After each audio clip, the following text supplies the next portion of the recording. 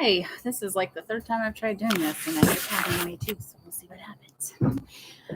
So I actually really wanted to talk about, because I haven't done a couple of videos in a few months or so.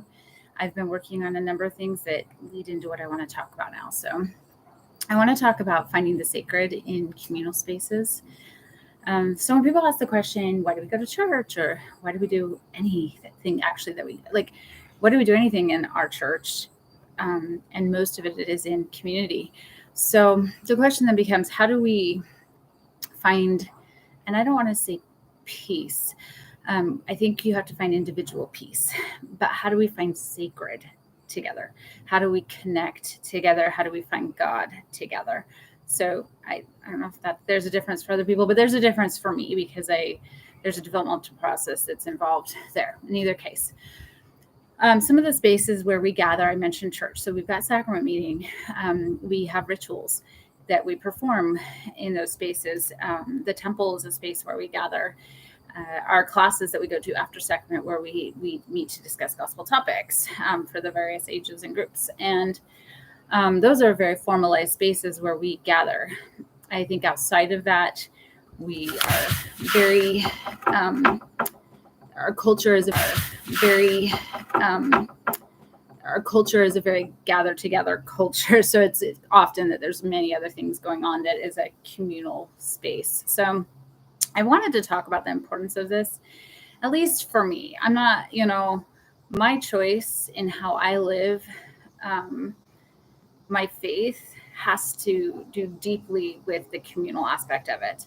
I feel like I'd be fine going off on my own in the forest and being at peace with God. But I find deep meaning and significance to being able to be in communion with a group of fellow believers who are also trying to reach God, who are also trying to find the divine, and who are trying to live a covenantal relationship. So that's the intro. I want to talk about a few things that help us gather and bring the sacred into those spaces, because often they get mundane, I think, and life steps into it. And so I think over the next little bit, that's what I'll be talking about. So the first thing that I really wanted to talk about is this idea that we bring in ritual, and we make it a we space. Like, we come from an individual space to a group space through rituals that we share together, that then become our gathering, what we gather with. So again, I'll just kind of list some examples. When we have sacrament meeting, we have the sacrament, we have prayer, we have music that we sing together. We do a similar thing with baptisms. We have a similar thing in the temple. There are rituals involved in those spaces that are invoked together in a we space that we do together. So I think sometimes this gets lost. Again, it becomes mundane. It becomes, we don't think about it anymore. So for me, in order to actually bring that sacred in, it's having that, but then also really bringing in the contemplative mode of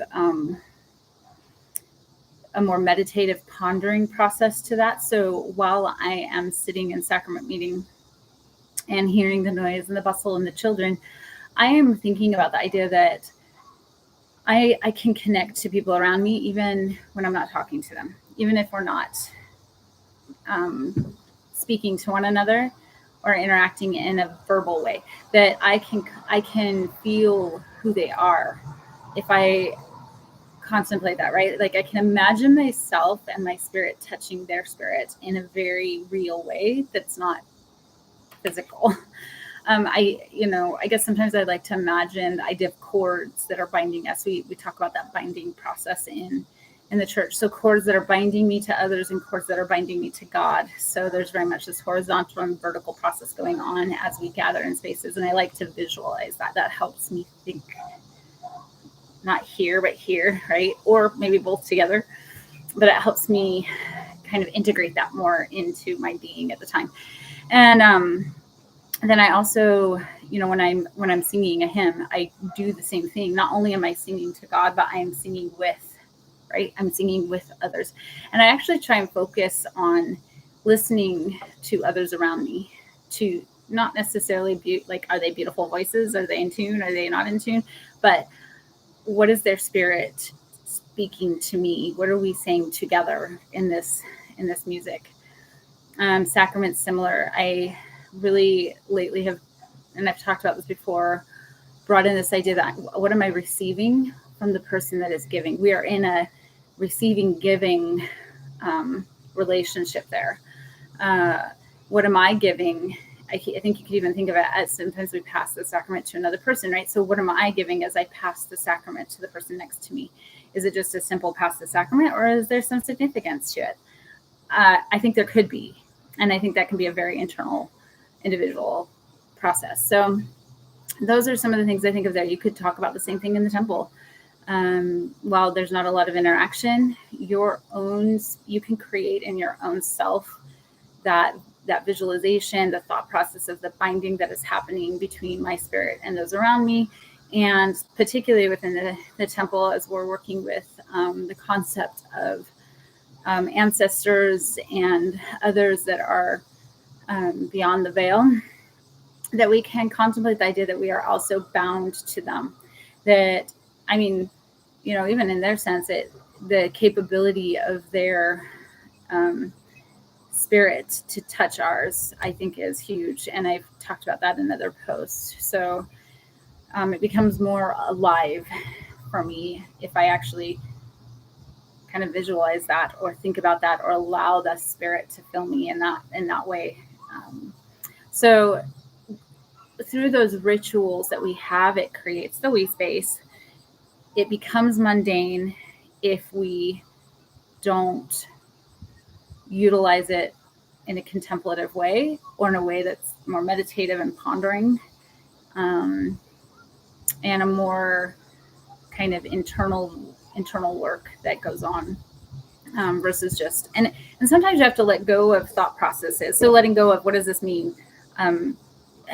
Like letting go of the mind that just is this constant twirl of ideas, kind of working with the idea that you can let go of thoughts, but kind of really focus on feelings and how you're touching other people in that space of community.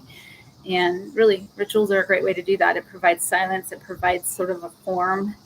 If you think about other ways that other cultures do this too, it's very normal. So you've got like Buddhism that has a particular meditative format. They have yoga. They have various things that actually kind of has similar purposes, I think. So that's creating that we space, utilizing rituals, but actually really bringing meaning, your own actually very individual meaning to those rituals that then is shared with those around you. So I'll share some more concepts about creating we space over the next few weeks.